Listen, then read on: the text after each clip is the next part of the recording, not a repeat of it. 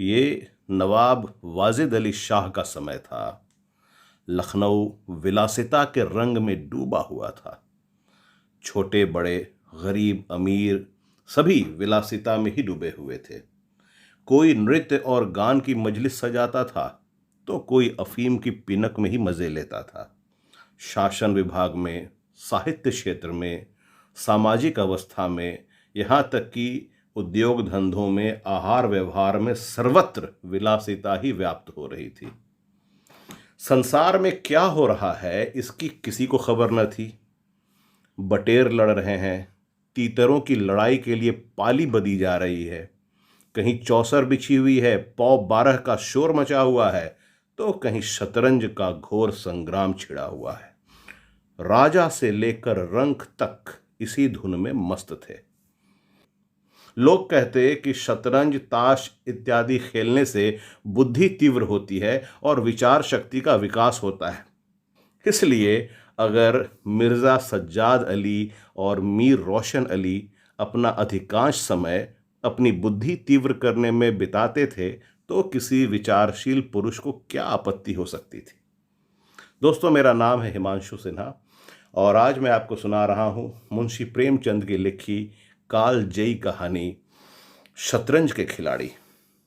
आइए सुनते हैं इस अनूठी रचना को जिसका शीर्षक है शतरंज के खिलाड़ी। मिर्ज़ा सज्जाद अली और मीर रोशन अली अपना अधिकांश समय शतरंज खेलने में यानी बुद्धि तीव्र करने में बिताया करते थे और किसी को इस पर क्या आपत्ति हो सकती थी। दोनों के पास मौरूसी जागीरें थीं, जीविका की कोई चिंता न थी कि घर में बैठे चखौतियाँ करते थे। आखिर और करते ही क्या। सुबह सुबह दोनों मित्र नाश्ता करके बिसात बिछाकर बैठ जाते, मोहरें सज जाते और लड़ाई के दांव पेंच होने लगते।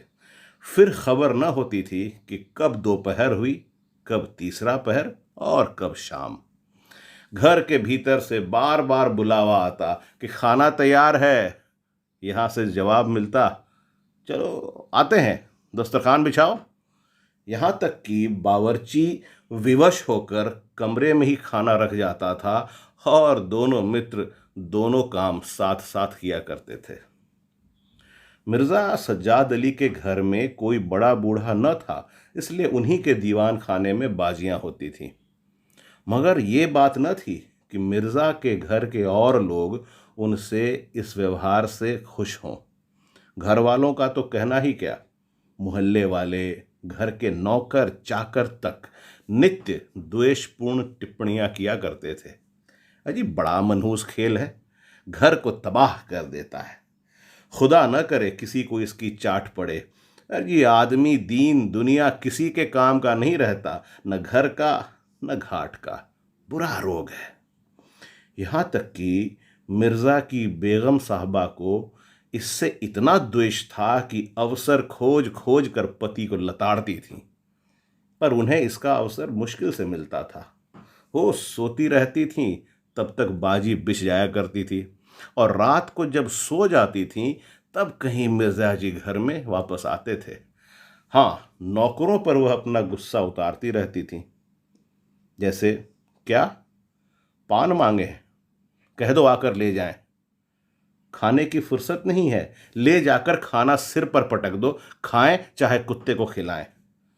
पर रूबरू वह भी कुछ न कह सकती थी। उनको अपने पति से उतना मलाल न था जितना मीर साहब से।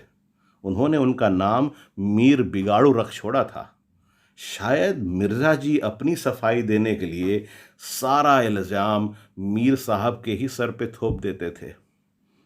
एक दिन बेगम साहबा के सिर में दर्द होने लगा। उन्होंने लौंडी से कहा, जाकर मिर्ज़ा साहब को बुला लो, किसी हकीम के यहाँ से दवा लाएं, दौड़ जल्दी कर। लौंडी गई तो मिर्ज़ा जी ने कहा, चल अभी आते हैं। बेगम साहबा का मिजाज ज़रा गर्म था। इतनी ताब कहाँ कि उनके सिर में दर्द हो और पति शतरंज खेलता रहे। चेहरा सुर्ख हो गया। लौंडी से कहा, जाकर कह अभी चलिए, नहीं तो वह आप ही हकीम के यहाँ चली जाएंगी। मिर्ज़ा जी बड़ी दिलचस्प बाजी खेल रहे थे। दो ही किश्तों में मीर साहब की मात हुई जाती थी। झुंझलाकर बोले, ऐसा क्या, दम लबों पर है, जरा सब्र नहीं होता? मीर साहब ने कहा, अरे तो जाकर सुन ही आइए ना, औरतें नाजुक मिजाज होती ही हैं। मिर्जा ने कहा, जी हाँ, चला क्यों न जाऊं, दो ही किस्तों में आपकी मात होती है। मीर ने जवाब दिया, जनाब इस भरोसे न रहिएगा, वो चाल सोची है कि आपके मुहरे धरे रहें और मात हो जाए। पर जाइए, सुन आइए, क्यों खामखा उनका दिल दुखाइएगा। मिर्जा ने कहा, इसी बात पर अब मात करके ही जाऊंगा। मीर ने कहा, मैं खेलूंगा ही नहीं, आप जाकर सुन आइए। मिर्जा ने जवाब दिया, अरे यार, जाना पड़ेगा हकीम के यहाँ, सिर दर्द खाक नहीं है, मुझे परेशान करने का बहाना है। कुछ भी हो, उनकी खातिर तो करनी ही पड़ेगी। मिर्जा ने कहा, अच्छा एक चाल और चल लूं। मीर ने कहा, हरगिज नहीं, जब तक आप सुन ना आएंगे मैं मुहरे में हाथ ही ना लगाऊंगा। मिर्जा साहब मजबूर होकर अंदर गए तो बेगम साहबा ने त्योरियां बदलकर लेकिन कराहते हुए कहा, तुम्हें निगोड़ी शतरंज इतनी प्यारी है, चाहे कोई मर ही जाए पर उठने का नाम नहीं लेते, कोई तुम जैसा भी आदमी हो। मिर्जा ने कहा, क्या कहूं, मीर साहब मानते ही न थे, बड़ी मुश्किल से पीछा छुड़ाकर आया हूं। बेगम ने जवाब दिया, क्या जैसे वह खुद निखट्टू हैं वैसे ही सबको समझते हैं, उनके भी तो बाल बच्चे हैं, या सबका सफाया कर डाला? मिर्जा ने कहा, बड़ा लती आदमी है, जब आ जाता है तब मजबूर होकर मुझे भी खेलना पड़ता है। तो दुत्कार क्यों नहीं देते? अजी बराबर के आदमी हैं, उम्र में दर्जे में मुझसे 2 अंगुल ऊंचे, मुलाहिजा करना ही पड़ता है। बेगम ने कहा, तो मैं ही दुत्कारे देती हूँ, नाराज हो जाएंगे हो जाएं, कौन किसी की रोटियां चला देता है। रानी रूठेंगी, अपना सुहाग लेंगी। हरिया, जा बाहर से शतरंज उठा ला, मीर साहब से कहना मियाँ अब न खेलेंगे, आप तशरीफ ले जाइए। हाँ हाँ हाँ, कहीं ऐसा गजब भी ना करना। मिर्जा ने कहा, जलील करना चाहती हो क्या? ठहर हरिया, कहाँ जाती है? बेगम ने कहा, जाने क्यों नहीं देते, मेरा ही खून पिए जो उसे रोके। अच्छा, उसे रोका, मुझे रोको तो जानू। ये कहकर बेगम साहबा झल्लाई हुई दीवान खाने की तरफ चली। मिर्जा बेचारे का रंग उड़ गया, बीवी की मिन्नतें करने लगे, खुदा के लिए तुम्हें हजरत हुसैन की कसम है, मेरी ही मैयत देखे जो उधर जाए। लेकिन बेगम ने एक न मानी। दीवान खाने के द्वार तक गईं, पर एकाएक पर पुरुष के सामने जाते हुए पांव बंद से गए।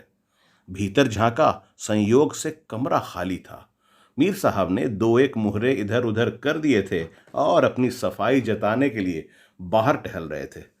फिर क्या था, बेगम ने अंदर पहुंचकर बाजी उलट दी। मुहरे कुछ तख्त के नीचे फेंक दिए, कुछ बाहर, और किवाड़ अंदर से बंद करके कुंडी लगा दी। मीर साहब दरवाजे पर तो थे ही, मुहरे बाहर फेंके जाते देखे, चूड़ियों की झनक भी कान में पड़ी। फिर दरवाज़ा बंद हुआ तो समझ गए बेगम साहबा बिगड़ गईं। चुपके से घर की राह ली। मिर्जा ने कहा, तुमने गजब किया। बेगम ने जवाब दिया, अब मीर साहब इधर आए तो खड़े खड़े निकलवा दूंगी। इतनी लौ खुदा से लगाते तो वली हो जाते। आप तो शतरंज खेलें और मैं यहाँ चूल्हे चक्की की फिक्र में सिर खपाऊं। जाते हो हकीम साहब के यहाँ की अब भी तामुल है? मिर्जा घर से निकले तो हकीम के घर जाने के बदले मीर साहब के घर पहुंच गए और सारा वृत्तांत कह डाला। मीर साहब बोले, मैंने तो जब मुहरे बाहर आते देखे तभी ताड़ गया, फौरन भागा। बड़ी गुस्सेवर मालूम होती हैं, मगर आपने उन्हें यूं सिर चढ़ा रखा है, ये मुनासिब नहीं। उन्हें इससे क्या मतलब कि आप बाहर क्या करते हैं? घर का इंतजाम करना उनका काम है, दूसरी बातों से उन्हें क्या सरोकार? मिर्जा ने कहा, खैर ये तो बताइए अब कहाँ जमाव होगा? मीर ने कहा, इसका क्या गम है, इतना बड़ा घर पड़ा हुआ है, बस यहीं जमे। मिर्जा ने कहा, लेकिन बेगम साहबा को कैसे मनाऊंगा? घर पर बैठा रहता था तब तो वह इतना बिगड़ती थी, यहाँ बैठक होगी तो शायद जिंदा न छोड़ेंगी। मीर ने कहा, अजीब बकरे भी दीजिए, 2-4 रोज में आप ही ठीक हो जाएंगे। हाँ, आप इतना कीजिए कि आज से जरा तन जाइए। इधर मीर साहब की बेगम किसी अज्ञात कारण से मीर साहब का घर से दूर रहना ही उपयुक्त समझती थीं। इसलिए वो उनके शतरंज प्रेम की कभी आलोचना न करती थी, बल्कि कभी कभी मीर साहब को देर हो जाती तो याद दिला दिया करती थी। इन कारणों से मीर साहब को भ्रम हो गया था कि मेरी स्त्री अत्यंत विनयशील और गंभीर है। लेकिन जब दीवान खाने में बिसात बिछने लगी और मीर साहब दिन भर घर में पड़े रहने लगे, तो बेगम साहबा को बड़ा कष्ट होने लगा। उनकी स्वाधीनता में बाधा पड़ गई। दिन भर दरवाजे पर झांकने को तरस जाया करती। उधर नौकरों में भी कानाफूसी होने लगी। अब तक दिन भर पड़े पड़े मक्खियां मारा करते थे। घर में कोई आए कोई जाए, उनसे कुछ मतलब न था। अब आठों पहर की धौंस हो गई। पान लाने का हुक्म होता, कभी मिठाई का, और हुक्का तो किसी प्रेमी के हृदय की तरह नित्य जलता ही रहता था। वे बेगम साहबा से जा जाकर कहते, हुजूर, मियाँ की शतरंज तो हमारे जी का जंजाल हो गई। दिन भर दौड़ते दौड़ते पैरों में छाले पड़ गए। ये भी कोई खेल कि सुबह को बैठे तो शाम कर दी। घड़ी आध घड़ी दिल बहलाव के लिए खेल खेलना बहुत है। खैर, हमें तो कोई शिकायत नहीं। हुजूर के गुलाम हैं, जो हुक्म होगा बजा ही लाएंगे। मगर ये खेल मनहूस है, इसका खेलने वाला कभी पनपता नहीं। घर पर कोई न कोई आफत जरूर आती है। यहां तक कि इसके पीछे मोहल्ले के मोहल्ले तबाह होते देखे गए हैं। सारे मोहल्ले में यही चर्चा रहती है। हुजूर का नमक खाते हैं, अपने आका की बुराई सुन सुनकर गुस्सा आता है, मगर क्या करें। इस पर बेगम साहबा कहती हैं, मैं तो खुद इसको पसंद नहीं करती, पर वो किसी की सुनते ही नहीं, क्या किया जाए। मोहल्ले में भी जो 2-4 पुराने जमाने के लोग थे, आपस में भांति भांति की अमंगल कल्पनाएं करने लगे। अजी, अब खैरियत नहीं। जब हमारे रईसों का ये हाल है तो मुल्क का खुदा ही हाफिज है। ये बादशाहत शतरंज के हाथों तबाह होगी। देख लीजिए कि आसार बुरे हैं। राज्य में हाहाकार मचा हुआ था। प्रजा दिन दहाड़े लूटी जाती थी। कोई फरियाद सुनने वाला न था। देहातों की सारी दौलत लखनऊ में खींची आती थी और वो वेश्याओं में, भांडों में और विलासिता के अन्य अंगों की पूर्ति में उड़ जाया करती थी। अंग्रेज कंपनी का ऋण दिन दिन बढ़ता जाता था। कमली दिन दिन भीग कर भारी होती जाती थी। देश में सुव्यवस्था न होने के कारण वार्षिक कर भी वसूल न होता था। रेजिडेंट बार बार चेतावनी देता था, पर यहाँ तो लोग विलासिता के नशे में चूर थे। किसी के कानों पर जूं न रेंगती थी। खैर, मीर साहब के दीवान खाने में शतरंज होते कई महीने गुजर गए। नए नए नक्शे हल किए जाते, नए नए किले बनाए जाते, नित्य नई व्यूह रचना होती। कभी कभी खेलते खेलते झौड़ हो जाती, तू तू मैं तक की नौबत आ जाती, पर शीघ्र ही दोनों मित्रों में मेल हो जाता। कभी कभी ऐसा भी होता कि बाजी उठा दी जाती। मिर्जा जी रूठ कर अपने घर चले जाते, मीर साहब अपने घर में जा बैठते। वह रात भर की नींद के साथ सारा मनोमालिन्य शांत हो जाता था। सुबह सुबह दोनों मित्र फिर दीवान खाने में आ पहुंचते थे। एक दिन दोनों मित्र बैठे हुए शतरंज की दलदल में गोते खा रहे थे कि इतने में घोड़े पर सवार एक बादशाही फौज का अफसर मीर साहब का नाम पूछता हुआ आ पहुंचा। मीर साहब के होश उड़ गए। ये क्या बला सिर पर आई? ये तलबी किस लिए हुई है? अब खैरियत नहीं नजर आती। घर के दरवाजे बंद कर लिए। नौकरों से बोले, कह दो घर में नहीं है। सवार ने कहा, घर में नहीं तो कहाँ है? नौकर ने कहा, ये मैं नहीं जानता, क्या काम है? सवार ने जवाब दिया, काम तुझे क्या बताऊंगा, हुजूर में तलबी है, शायद फौज के लिए कुछ सिपाही मांगे गए हैं। जागीरदार हैं कि दिल लगी, मोर्चे पर जाना पड़ेगा तो आटे दाल का भाव मालूम हो जाएगा। नौकर ने कहा, अच्छा तो जाइए, कह दिया जाएगा। सवार ने जवाब दिया, कहने की बात नहीं है, मैं कल खुद आऊंगा, साथ ले जाने का हुक्म हुआ है। सवार चला गया। मीर साहब की आत्मा कांप उठी। मिर्जा जी से बोले, कहिए जनाब, अब क्या होगा? मिर्जा ने कहा, बड़ी मुसीबत है, कहीं मेरी तलबी भी ना हो। कमबख्त कल फिर आने को कह गया है। मिर्जा ने जवाब दिया, आफत है और क्या, कहीं मोर्चे पर जाना पड़ा तो बेमौत मरे। मीर ने कहा, बस यही एक तदबीर है कि घर पर मिलो ही नहीं। कल से गोमती पर कहीं वीराने में नक्शा जमे, वहां किसे खबर होगी? हजरत आकर आप ही लौट जाएंगे। मिर्जा ने जवाब दिया, वल्लाह आपको खूब सूझी, इसके सिवाय और कोई तदबीर ही नहीं है। इधर मीर साहब की बेगम उस सवार से कह रही थी, तुमने खूब धता बताया। सवार ने जवाब दिया, ऐसे गावदियों को तो चुटकियों पर नचाता हूँ, इनकी सारी अकल और हिम्मत तो शतरंज ने चर ली, अब भूल कर भी घर पर ना रहेंगे। दूसरे दिन से दोनों मित्र मुंह अंधेरे घर से निकल खड़े होते। बगल में एक छोटी सी दरी दबाए, डिब्बे में गिलोरियां भरे, गोमती पार की एक पुरानी वीरान मस्जिद में चले जाते, जिसे शायद नवाब आसफुद्दौला ने बनवाया था। रास्ते में तंबाकू, चिलम और मदरिया ले लेते और मस्जिद में पहुंच दरी बिछा हुक्का भर कर शतरंज खेलने बैठ जाते थे। फिर उन्हें दीन दुनिया की फिक्र न रहती थी। किश्त, शह आदि दो एक शब्दों के सिवा उनके मुंह से कोई और वाक्य निकलता ही नहीं था। कोई योगी भी समाधि में इतना एकाग्र न होता होगा। दोपहर को जब भूख मालूम होती तो दोनों मित्र किसी नानबाई की दुकान पर जाकर खाना खाते और एक चिलम हुक्का पीकर फिर संग्राम क्षेत्र में डट जाते। कभी कभी तो उन्हें भोजन का भी ख्याल न रहता था। इधर देश की राजनीतिक दशा भयंकर होती जा रही थी।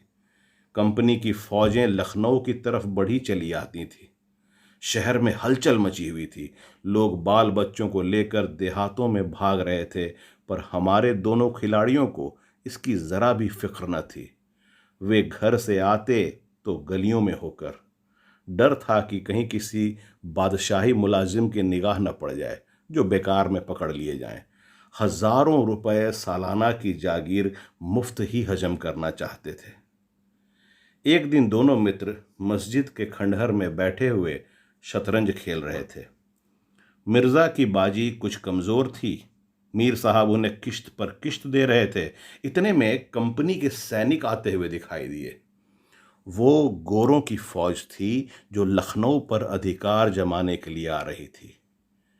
मीर साहब बोले, अंग्रेजी फौज आ रही है, खुदा खैर करे। मिर्जा ने कहा, आने दीजिए, किश्त बचाइए, ये किश्त। मीर ने कहा, जरा देखना चाहिए, यहीं आड़ में खड़े हो जाएं। मिर्जा ने कहा, देख लीजिएगा, जल्दी क्या है, फिर किश्त।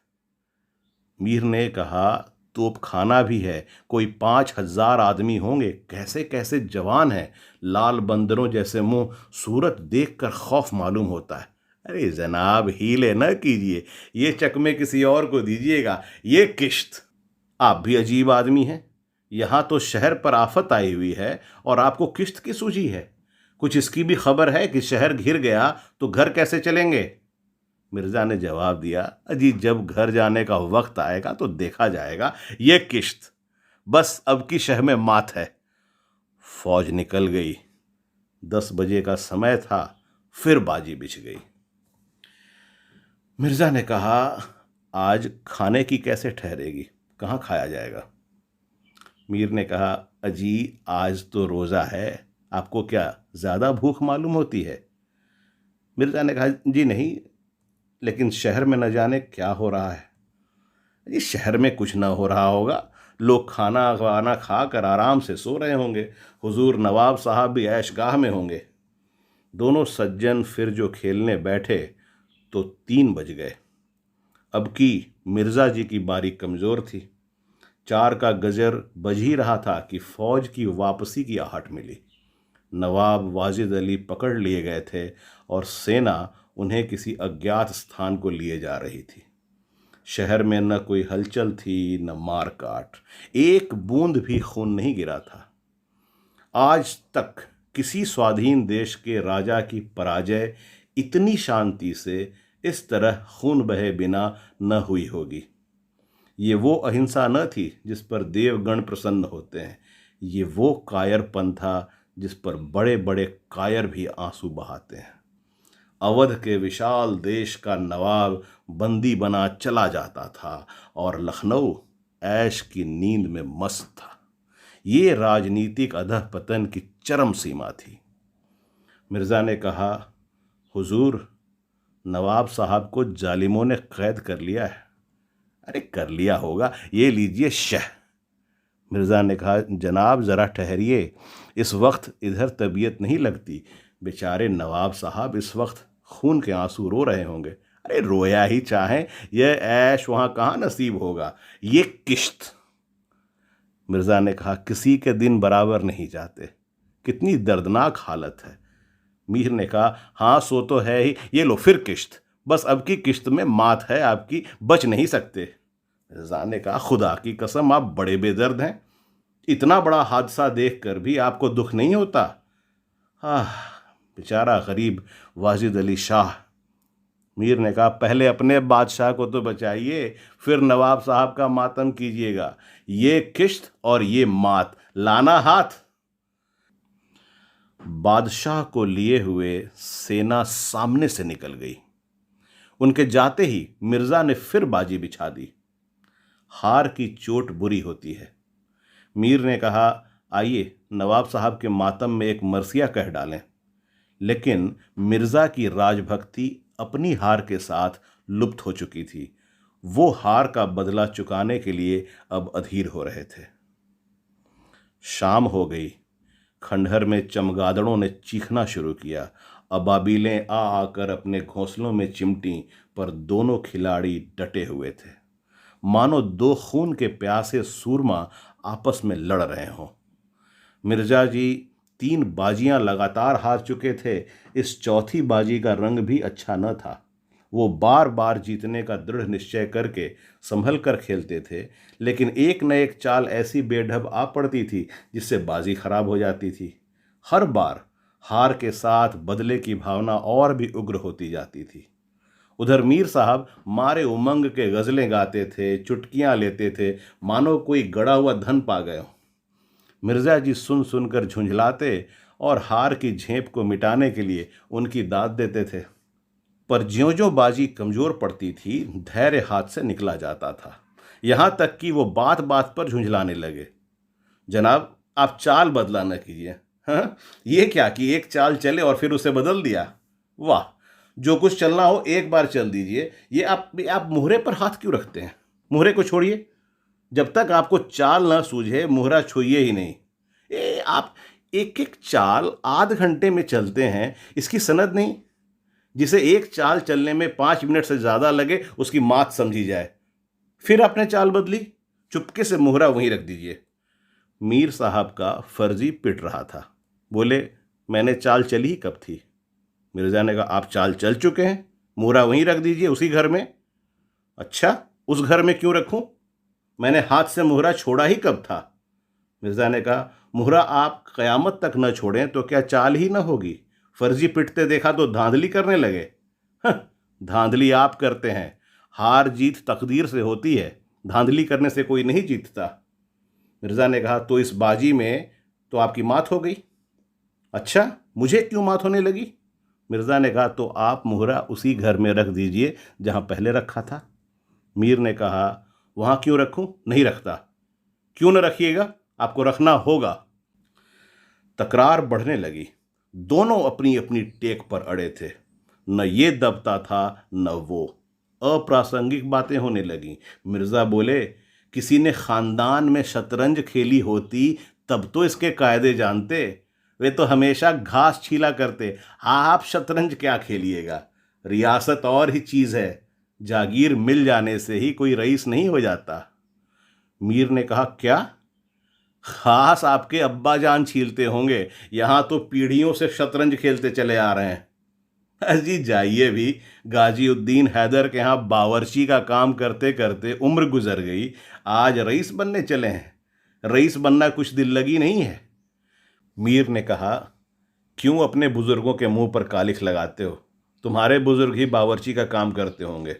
हमारे यहाँ तो हमेशा बादशाह के दस्तरखान पे खाना खाते चले आए हैं। अबे चल चरकटे, बहुत बढ़ चढ़कर बातें ना कर। ज़ुबान संभालिए वरना बुरा होगा। मैं ऐसी बातें सुनने का आदी नहीं हूँ। यहाँ तो किसी ने आंखें दिखाई कि उसकी आंखें निकाली। है हौसला? मिर्ज़ा ने कहा, आप मेरा हौसला देखना चाहते हैं तो फिर आइए, आज दो दो हाथ हो जाएं, इधर या उधर। तो यहाँ तुमसे दबने वाला कौन? दोनों दोस्तों ने कमर से तलवारें निकाल ली। नवाबी ज़माना था, सभी तलवार पेशकब्ज कटार वगैरह बांधते थे। दोनों विलासी थे पर कायर न थे। उनमें राजनीतिक भावों का पतन हो गया था, जैसे बादशाह के लिए बादशाहत के लिए क्यों मरें, पर व्यक्तिगत वीरता का अभाव न था। दोनों जख्म खाकर गिरे और दोनों ने वहीं तड़प तड़प कर जानें दे दी।